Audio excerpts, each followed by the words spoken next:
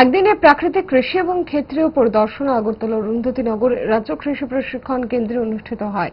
এখানে উপস্থিত ছিলেন ধলাই জেলা থেকে আগত 24টি ক্লাস্টারের 48 জন কৃষি সখী মা বোন।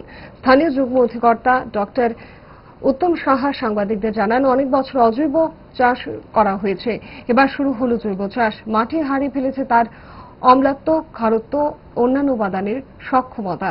আবারও এগুলোকে আগের জায়গায় ফিরিয়ে আনতে হবে।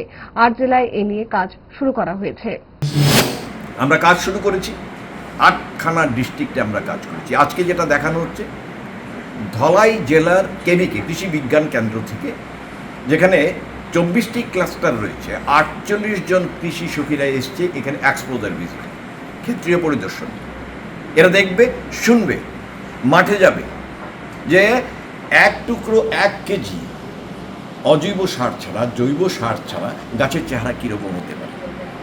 এরা দেখবে যে আবার কি করে মাটিতে না থাকা কেঁচোরা, যা সয়েল ইঞ্জিনিয়ার বলা হয়, তারা কিভাবে উঠে আসছে, জীবাণুগুলো কিভাবে কাজ করছে, মাটির পরিবর্তন, গঠন কিভাবে পরিবর্তিত হচ্ছে, তারা কিন্তু আজকে চাক্ষুষ দেখবে।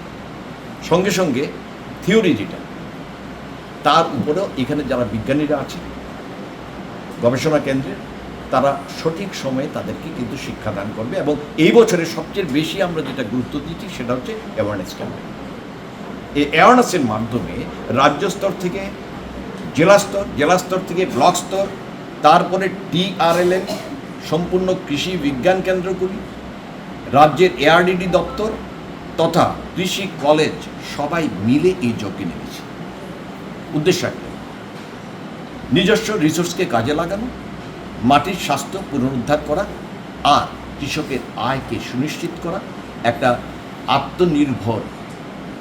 আত্মনির্ভর একটা রাজ্য, আত্মনির্ভর একটা কৃষি, তথা প্রাসঙ্গিক ক্রমে ওমেন এম্পাওয়ারমেন্ট বা মহিলা আয়ন যেটা হবে। দেখছেন আপনারা কৃষি সখীরা সবাই কিন্তু মহিলারা, এরা কাজ করবে, কাজ শুরু করে দিয়েছে অলরেডি। ভালো খাবার দেখে অম্বলের কথা মনে পড়ে, তার সমাধান তারা। 5 দশক ধরে গ্যাস, অম্বল ও পেটের সমস্যার একমাত্র সমাধান গ্যাস নল।